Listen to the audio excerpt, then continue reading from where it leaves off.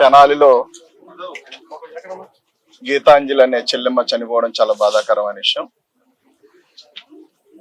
చనిపోయి రెండో రోజు అయినప్పటికి కూడా ఇంకా కూడా టీడీపీ దాహం తీరినట్టుగా సోషల్ మీడియాలో వస్తున్న పోస్టులు ఇప్పుడు కూడా చూస్తా ఉన్నాం.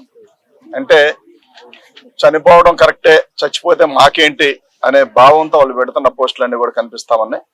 పూర్తిగా ఇదంతా ఎక్కడ నడుస్తా ఉందంటే ఒక సామాన్యులు కార్యకర్తలు చేసే కాన్సెప్ట్ అయితే అంత దారుణంగా మాట్లాడరు. ఖచ్చితంగా దీని వెనక మరలా లోకేష్ అనే వ్యక్తి హస్తం ఖచ్చితంగా ఉంది.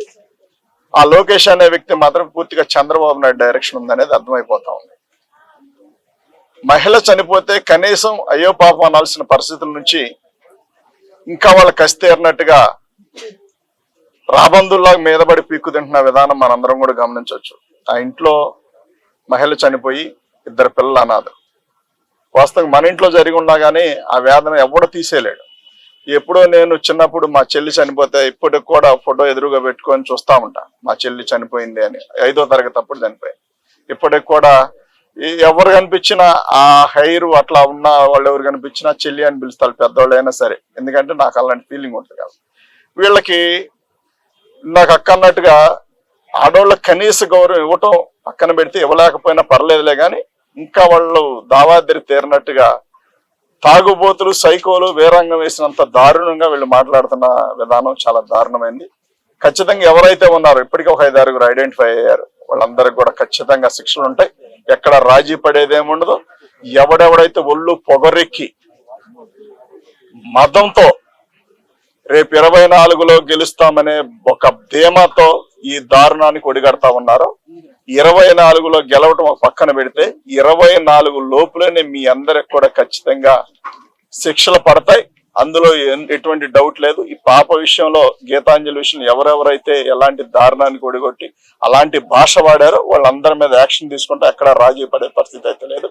ఇదే లోకేష్ భార్య అయి ఉంటే ఏంటి పరిస్థితి? చంద్రబాబు నాయుడు గారి భార్య అయి ఉంటే ఏంటి పరిస్థితి?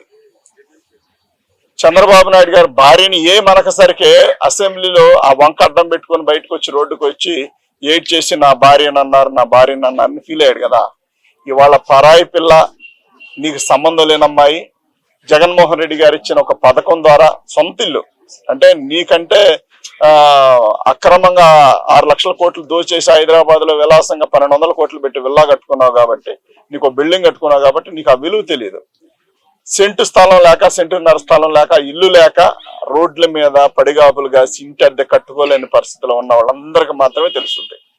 అయినప్పటికీ ఆ సంతోషం అమ్మాయి 10 మందికి షేర్ చేసుకోవాలని ఆ హ్యాపీలో మాట్లాడింది. ఎందుకంటే ఎక్కువ ప్రేమతో 4 సార్లు 5 సార్లు అనేది లెక్కేసుకోలేదు. అమ్మాయికి అంత తెలియదు కూడా, లోకం అంత తెలియని కూడా తెలియదు. ఎందుకంటే ఆ ఎమోషన్ లో మాకు ఇన్ని పథకాలు వస్తా ఉన్నాయి కాబట్టి మాకింత జగన్మోహన్ రెడ్డి గారు మేలు చేశారనే దాంట్లో 4కు బదులు 5 అనే ఒక పదం వాడటం వల్ల మీకు అది ఎక్కడ బూతులాగా అనిపించిందో నాకైతే తెలియట్లేదు. కానీ నేను ఖచ్చితంగా చెప్తున్నాను, మీకు ఒకవేళ కోర్టుల నుంచి రకరకాలుగా తప్పించుకోవడానికి విశ్వ ప్రయత్నాలు చేయొచ్చు, కానీ భగవంతుడి దృష్టి నుంచి మాత్రం ఏ రోజున తప్పించుకోలేరు. ఆయన లెక్కలు వేరుగా ఉంటాయి. ఆయన కర్మ కాల్చదలుచుకుంటే ఏ రకంగా ఉంటదంటే మనకి ఎన్ని రకాలుగైనా ఆ కర్మ అనేది వెంటాడుతూ ఉంటది. ఇవాళ ఆ అమ్మాయి చనిపోయి మంటల్లో కాలిపోతా ఉంటే ఆ మంటలను చలిగాచుకున్న చంద్రబాబు నాయుడు, లోకేష్ అనేవాళ్ళు సిగ్గుండాల. ఇవాళ మీరింకా మహిళల గురించి మాట్లాడుతూ ఉన్నారు. సిగ్గు శరం సీవినెత్తురు అనే వదిలేసి బతుకుతా ఉన్నారు ఆడపిల్లల విషయంలో మీరందరూ కూడా.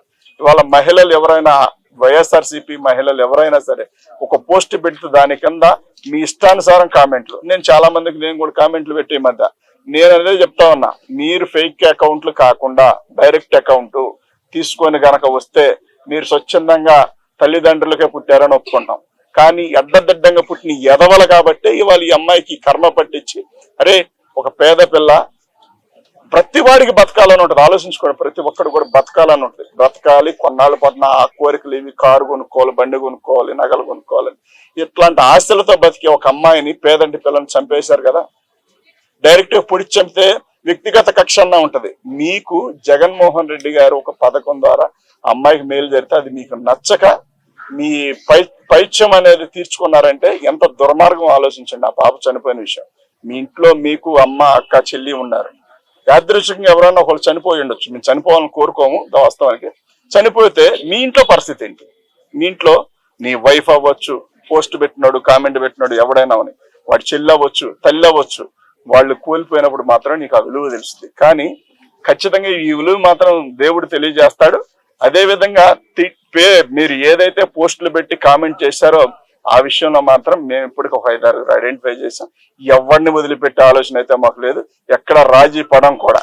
ఆడపిల్లల జోలికి వెళ్ళాలంటే వనకాల కాళ్ళు చేతులు ఆ రకంగా ఉంటది అన్నమాట. రేపు రాబోయే రోజుల్లో ట్రీట్మెంట్ అలా ఉంటది. కాబట్టి ఇప్పుడు ఆ గీతాంజలి తల్లికి మరి 1000 మందితో కొవ్వొత్తుల ర్యాలీ నిర్వహిస్తా ఉన్నాం. అందరూ సంఘీభావం తెలపడానికి సిద్ధంగా ఉన్నారు. ఖచ్చితంగా ఆ తల్లి ఆత్మ శాంతించాలని, ఇలాంటి దుర్మార్గులు ఇంకా తయారవకుండా, మరో చెల్లో మరో తల్లో బలవకుండా ఉండటానికి ఆ భగవంతుడిని కూడా మరి రేపు పోలీస్ కేసుల విషయంలో కూడా పోలీసులకు కూడా అత్యున్నతమైన తెలివితేటలను ఇచ్చి వాళ్ళు ఎప్పటికీ బయటికి రాకుండా జీవితకాలం వాళ్ళు చేసిన పాపాన్ని తలుచుకొని ఏడిచే విధంగా మరి వాళ్ళ ఆలోచన కలగాలని, అదే విధంగా వైఎస్ఆర్సీపీ సోషల్ మీడియాలో పదవులు చాలా మంది ఆడపిల్లలకు ఉన్నాయి. నేను చాలా మంది చూస్తా ఉంటే వాళ్ళు ఏం బెటర్, జగన్మోహన్ రెడ్డి గారు ఫోటో పెట్టి ఒక కామెంట్ చేసి జై జగన్ అన్న ఎల్లవేళ్ళ మీకు రుణపడి ఉంటామన్నా ఒక పోస్ట్ పెడితే దానికి నువ్వు కింద నీకు నచ్చిన కామెంట్ ఏదన్నా మామూలు దానికి ఆపోజిట్ లో పెట్టాలి. అంతేగాని సంబంధం లేకుండా వల్గర్ భాష మాట్లాడి తిట్టేస్తున్నాడు. ఆడపిల్లని ఎన్ని అకౌంట్లను బ్లాక్ చేసుకుంటారు అంటే టీడీపీలో ఏం చేస్తే చెల్లుద్ది సరిపోద్దా? లోకేష్ అనేవాడు ఒకటి గుర్తు పెట్టుకోవాలా, ఇదంతా నీ డైరెక్షనే. ఇప్పటికి నీ అయ్యకి 75 సంవత్సరాలు. 75 సంవత్సరాలు అయిపోయిన ఇంకా 4-5 ఏళ్లు పోతే మంచాన పడతాడు. అప్పుడు నీ పరిస్థితి ఆలోచించుకో ఒకసారి. అన్ని రోజులు నీకు మీ నాన్న కాపాడతాడు, వాడు కాపాడతాడు, వీడు కాపాడతాడు, చట్టాలు కాపాడుతానని అనుకుంటున్నాను. ఒకవేళ ఖచ్చితంగా ఏదో ఒక రోజు దీనికి పర్యవసనం అనేది చూస్తావు. ఖచ్చితంగా శిక్ష పడే విధంగా నీకు కూడా అతి త్వరలో కూడా నీ పేరు కూడా ఎఫ్ఐఆర్ లో చేసిన ఆశ్చర్యపోవాల్సిన పని లేదు. ఎందుకంటే పూర్తిగా వెనక మరలుండి కథ నడుపుతున్నది నువ్వే. కాబట్టి సోషల్ మీడియా ఐటీడీపీ అనేది ఏదైతే ఉందో అది పూర్తిగా నువ్వు రన్ చేస్తున్న ఫేక్ అకౌంట్లే. నీ కుక్కలో ఎల్లో డాగ్స్ అన్ని కూడా యూకేలో యుఎస్ లో అక్కడ సంపాదించేసుకుని అక్రమ సంపాదన లగ్జరీ జీవితాలకు అల్లపడి ఇక్కడ పేదవాడి గురించి పనిచేసే జగన్మోహన్ రెడ్డి గారి మీద కామెంట్లు చేయటం, అదే విధంగా ఆ పార్టీ సపోర్ట్ గా ఉన్న ఆడపిల్లల పైన మగాళ్ళ పైన కామెంట్లు చేయటం. కాబట్టి మీ బతుక ఏంటి అనేది ఏంటంటే మీరు 10 మంది బతకాలని కోరుకోరు. మీ సామాజిక వర్గంలో మీకు సెల్యూట్ చేసేవాడే బతకాలి, మీతో ఉన్నవాడే బతకాలని కోరుకుంటా ఉన్నారు. కాబట్టి ఖచ్చితంగా ఇది ఏదో ఒక రూపాన పాపం చుట్టుముట్టుంది. ఏదో ఒక రోజున బాధపడే రోజు లోకేష్ అనేవాడు కూడా కుమ్మిలి ఏడ్చే రోజు. ఇవాళ ఎవరైతే వాళ్ళ ఇంట్లో కుటుంబ సభ్యులు ఉన్నారో పసిపిల్లకి వాళ్ళ అమ్మ చనిపోయిన సంగతి కూడా వాళ్ళకి తెలియదు. వాళ్ళని అడుగుతా ఉంటే చిన్న పాపను అడిగితే ఏమో ఎక్కడికో వెళ్ళిందని చెప్తుంది వాళ్ళ అమ్మాయి. అంటే వాళ్ళ అమ్మ చనిపోయిందని కూడా వాళ్ళకి తెలియని పరిస్థితి. ఇంకా కూడా మీరు ఆ అమ్మాయి మీద పడిపోయి అమ్మాయి మీద ఇంకా పోస్టులు పెడతా ఉన్నారంటే మీకు సిగ్గు, ఆత్మాభిమానం, ఆడపిల్లలు మీ ఇంట్లో ఉంటే ఇకనన్నా ఆపుతారు. కానీ మీరు ఆపట్లేదంటే ఖచ్చితంగా అవన్నీ మీకు లేవు. కాబట్టి రానున్న రోజుల్లో మీ అందరిపైన చర్యలు ఉంటాయి. కాబట్టి ఎక్కడ కూడా రాజీ పడకుండా జగన్మోహన్ రెడ్డి గారు మేమందరం కలిసి అయినా సరే ఈ విషయంలో ఎక్కడ రాజీ పడం, మరో మహిళ టీడీపీకి బలి కాకుండా చూసుకునే బాధ్యత మేమందరం కూడా తీసుకుంటాం.